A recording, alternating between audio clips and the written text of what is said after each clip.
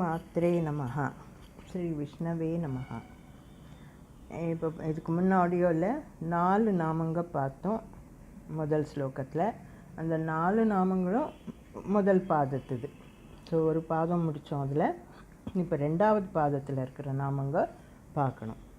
2வது பாதத்தில் பூதகிருத், பூதபிருத், பாவோ, பூதாத்மா, பூத பாவனஹ அப்படின்னு 5 நாமங்க இருக்குது. அதாவது இந்த 2வது பாதத்தில் பூதகிருத், பூத பிருத்பாவோன்னு ஒரே வேர்டாக இருக்குது.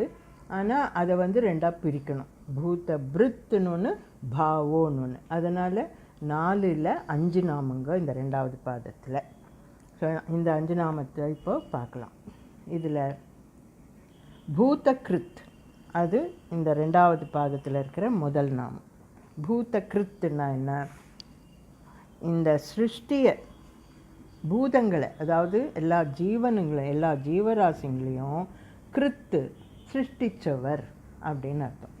எல்லா பூதங்களையும் சிருஷ்டிச்சவர், அதாவது ஜீவராசிங்களை, ஆல் க்ரீச்சர்ஸ், எல்லா பீயிங்ஸையும் சிருஷ்டி பண்ணவர், சிருஷ்டி செய்பவன், அதோட தான் அதுக்கு அர்த்தம் பூதகிருத். அந்த சிருஷ்டி பண்ணும்போது எப்போவுமே ஒன்று சிருஷ்டி பண்ணணுன்னா அதுக்கு ரஜோகுணம் இருக்கணும். அந்த மாதிரி ரஜோகுணத்தோட பிரம்மா ரூபத்தில் இப்போ வந்து பரமாத்மான்றவர் மெயின் சக்தி. அந்த பரமாத்மா சக்தி என்ன ஆகுது, 3 மூர்த்திங்களாக வெளியில் வந்து சிருஷ்டிக்கு ஒரு மூர்த்தி, ஸ்திதி ப்ரொடெக்ஷனுக்கு ஒரு மூர்த்தி, லயத்துக்கு ஒரு மூர்த்தி அப்படின்னு 3 மூர்த்திங்களாக வந்தாங்க வெளியில். அந்த மாதிரி இதில் இப்போது சிருஷ்டி பண்ணுற மூர்த்தி யாருன்னா பிரம்மா, அந்த 4முக பிரம்மா. அந்த பிரம்மாவா வந்து இருந்து அவருக்கு ரஜோகுணம் இருக்கணும். ரஜோகுணம் இருந்தால் தான் சிருஷ்டி பண்ண முடியும். அதனால் ரஜோகுணத்தோட கூடிய பிரம்மா ரூபத்தில் சிருஷ்டி செய்பவன். அந்த மாதிரி சிருஷ்டி செய்ய வர பூத கிருத் அப்படின்னு சொல்கிறாங்க. கிருத்துன்னா செய்கிறவங்க, அந்த பூதங்களை செய்கிறவங்கன்னா கிரியேட்டர், அவ்வளோதான்.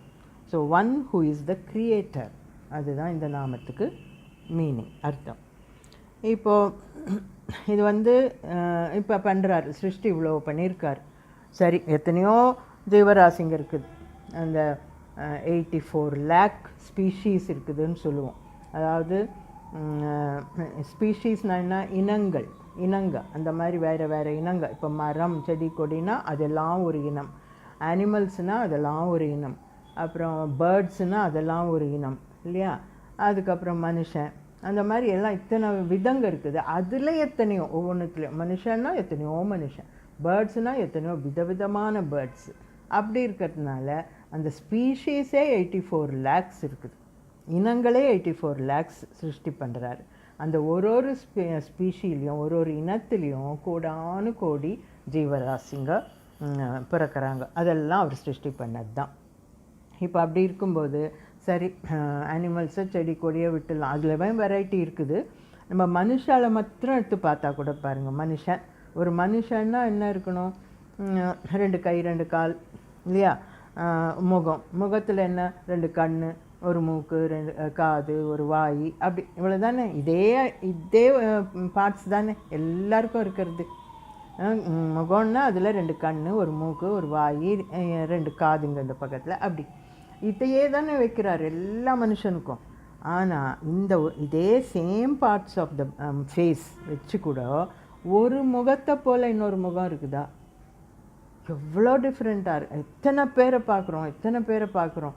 அதில் எவ்வளோ மாதிரி வெரைட்டியாக தானே இருக்குது முகம். ஒருத்தர் மாதிரி டிட்டோவாக இன்னொருத்தர் இருக்கிறது இல்லை.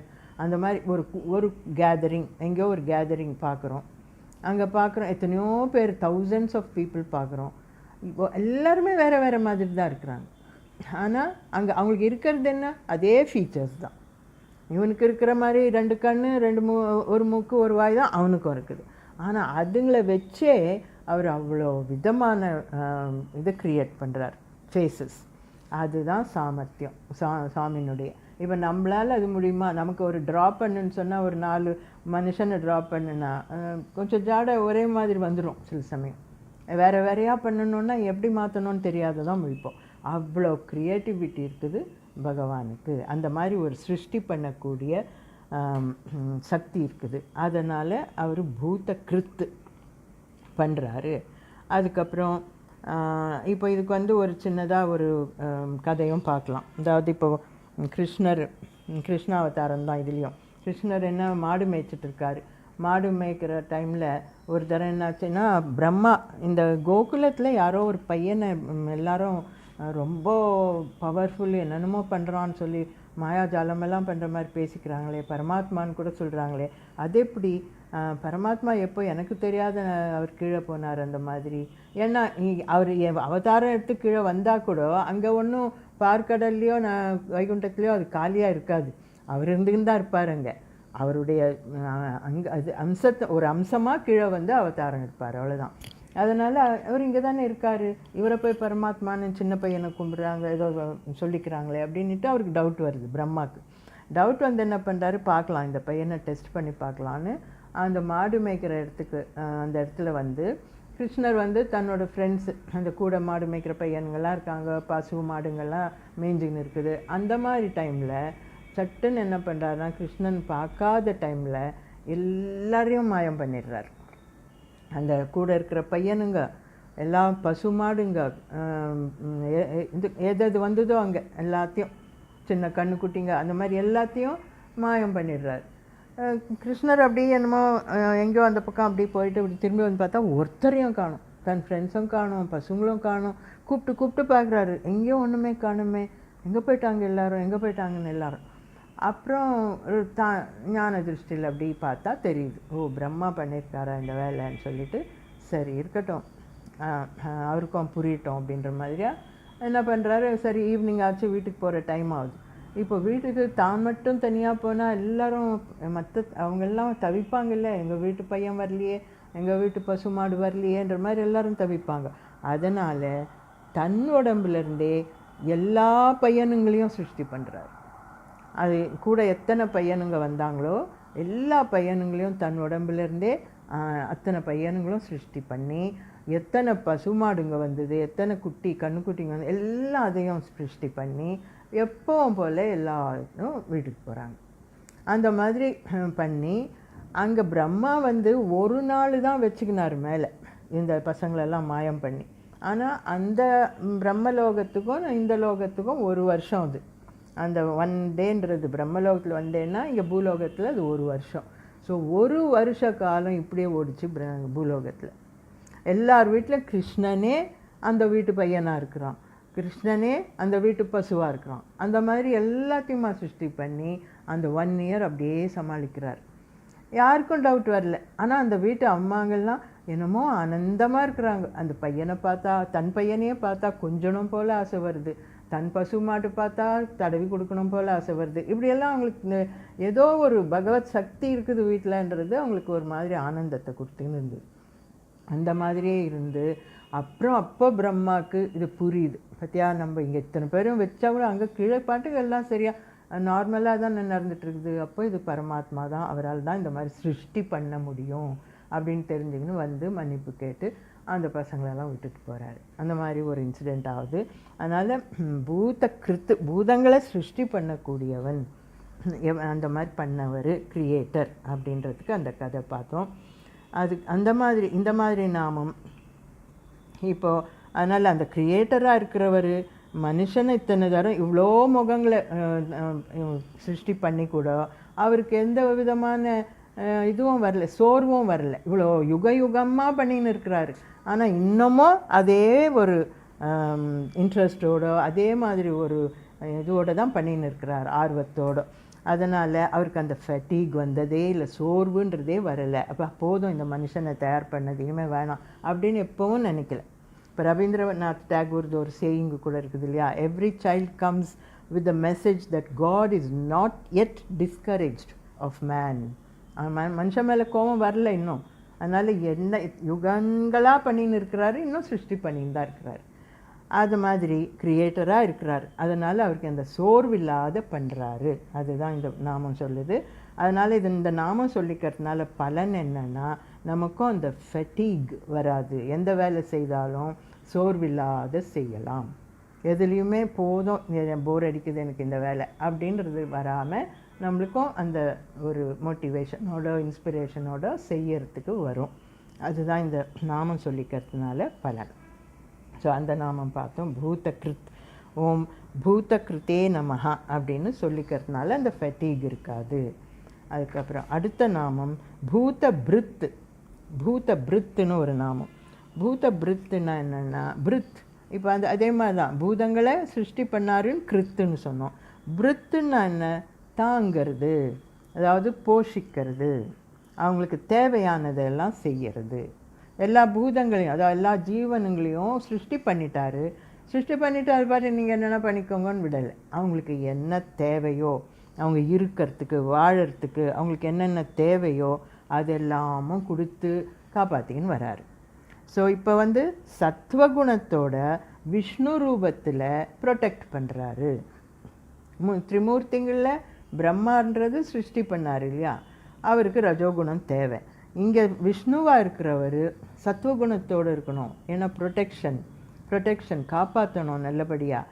அதனால் இவர் சத்வகுணத்தோட விஷ்ணு ரூபத்தில் ப்ரொடெக்ஷன் நடத்துகிறாரு பரமாத்மா. இங்கே ஸ்திதி பண்ணுறார், தாங்கிறார், ரட்சிக்கணும், தாங்கணும்னா என்ன, தாங்கி பிடிச்சிக்கின்னு இருக்கணும்னு இல்லை, அவங்களுக்கு தேவையானதெல்லாம் கொடுக்கணும். அந்த மாதிரி one who sustains or protects the beings. எல்லா ஜீவராசிங்களையும் சஸ்டெயின் ஆகிறதுக்கு அவங்களுக்கு என்னென்ன தேவையோ அதெல்லாம் கொடுக்குறாரு. எல்லா ஜீவராசிக்கும் சாப்பாடு கொடுக்கணும் இல்லையா, அவங்க வாழணுன்னா, அவங்க இருக்கணும்னா அவங்களுக்கு முக்கியமாக ஆகாரம் வேணுமே, அதுக்கு தேவையான எல்லாத்தையும் கொடுக்குறார். அதாவது ஒரு நீர், தண்ணியிலேருந்து தண்ணி, மரம், செடி, கொடி, அந்த மாதிரி எல்லாமே என்னென்ன தேவையோ அவங்க சாப்பிட்டு ஆரோக்கியமாக இருக்கிறதுக்கு எது தேவையோ அது எல்லாத்தையும் கொடுக்குறாரு. இப்போ அந்த மாதிரி சாப்பாட்டு வகை எங்கெங்கே கிடைக்குது, இப்போ காட்டில் இருக்கிற மிருகம் கூட இருக்குது இல்லையா, எங்கெங்கேயோ சுற்றுது, அதுங்களுக்கு வேண்டிய ஆகாரம் அந்த காட்டிலேயே கிடைக்கும். ஒன்று சாப்பிட்ற மாதிரி இருந்தாலும் பரவாயில்ல. இப்போ ஒரு புலி ஒரு ஆட்டை அடித்து சாப்பிட்டுடும், அந்த ஆடு வேறு எதையோ சாப்பிடும், அந்த நரி வேறு எதையோ சாப்பிடும். அப்படி அங்கேயே காட்டுக்குள்ளேயே அதுங்களுக்கு எல்லா ஆகாரமும் கிடைக்கும். அதே மாதிரி தண்ணிக்குள்ளே வாழற ஜீவன்கள் இருக்குது, அதுங்களுக்கும் அது உள்ளவே எல்லா அதுங்களுக்கு ஆகாரம் கிடைக்கும். லேண்டு மேலே இருக்கிற அனிமல்ஸ்க்கும் அது மாதிரி தான் கிடைக்கும். நம்ம மனுஷாளுக்கும் அதே மாதிரி தான் கிடைக்கும். எல்லாத்துக்கும் அதுக்கு தேவையான அந்த சாப்பாடு ஆகாரத்தை கொடுக்கக்கூடியவர். இப்போ நம்ம சாப்பிட்ற அந்த ஆகாரம் நமக்குள்ளே இருக்கிற பரமாத்மா. இப்போ நம்ம முதல்ல நம்ம வாயில் நம்ம சாப்பிட்றோம், ஒரு வாயில் போடுறோன்னா அந்த முதல் பருக்கை எது உள்ளே போகுதோ வயிற்றுக்குள்ளே, அதை விழுங்குறவர் யாருன்னா வைஸ்வான் அப்படின்ற அக்னி, உள்ளே இருக்கிற அக்னி பகவான். நம்ம வயிற்றுலலாம் ஜட்டராக்னின்னு சொல்லுவோம் இல்லையா, ஜீரணம் பண்ணுற அந்த பவருக்கு அக்னி தான் இருக்கிறார் அங்கே. அந்த வைஸ்வான்ன்ற அக்னி அவர் தான் முதல் அந்த சாதமோ எதுவோ நம்ம சாப்பிட்றத அவர் முதல் வாங்கிக்கிறாருன்னு அர்த்தம். ஸோ நம்ம சாப்பிட்றது கூட உள்ள வயிற்றில் அந்த உள்ளே இருக்கிற பரமாத்மாவுக்கு பிரசாதமாக அவருக்கு நைவேத்தியமாக போகுது. அதனால் அந்த ஒரு எண்ணத்தோடு நம்மளும் அதை மரியாதையாக முதல் வாயை சாப்பிடும்போது அந்த முதல் ஏதோ ஒரு சின்ன உருண்டையாக அந்த சாதத்தை உருட்டி பல்லில் படாத சாப்பிடணும். அது ஒரு சாஸ்திரம். பல்லில் பட்டு கடிச்சு எல்லாத்த கொதறி எல்லாம் அனுப்பாத, அப்படியே வாயில் போட்டு விழுங்குற மாதிரி ஒரு சின்ன உருண்டை முதல் சாப்பிட்டா அது நேராக அந்த வைஸ்வான் அந்த அக்னி பகவானுக்கு போகும். அது நம்ம அவருக்கு கொடுக்குற நைவேத்தியம் உள்ளே இருக்கிற பரமாத்மாவுக்கு. அந்த மாதிரி சாஸ்திரம் சொல்லுது. அது மாதிரி அவர் எப்படி எல்லாருக்கும் நமக்கு சாப்பாடு கொடுத்துருக்குறாரோ அதுக்கு நமக்குள்ளே இருக்கிற பரமாத்மாவுக்கு நம்ம அதுக்கு நன்றி சொல்கிற மாதிரி அதையும் நம்ம நினச்சி கொடுக்கணும். அந்த மாதிரி ஆகாரம் கொடுக்குற, இப்போ கொசு இருக்குது, அந்த கொசுவுக்கு நம்மக்கிட்ட இருந்து தான் அதுக்கு ஆகாரம் கிடைக்குது இல்லையா, நம்மளை கடித்து அந்த ரத்தத்தில் தான் அது வாழுது. ஸோ எல்லாம் ஒருத்தர்கிட்டேருந்து ஒன்று எல்லாம் ஆகாரம் அதுங்களுக்கு கிடைக்கிற மாதிரி பண்ணியிருக்காரு. அந்த அரேஞ்ச்மெண்ட்டோடு தான் உலக சிருஷ்டியே நடக்குது அப்படின்ட்டு. இப்போ அதையும் ஒரு தமாஷா சொல்லுவாங்க, அதாவது புலி சிங்கத்தை கூட மனுஷன் கூண்டில் போட்டுடுவான், ஆனால் கொசுக்கு பயந்து அவன் போய் வலைக்குள்ளே நெட்டுக்குள்ளே பூந்துப்பான் அப்படின்னு. ஏன்னா அந்த கொசு அப்படி நம்மளை வந்து வந்து வந்து நம்ம பிளட்டு எடுக்குது அது. ஏன்னா அதுக்கு ஆகாரம் அதுதானே.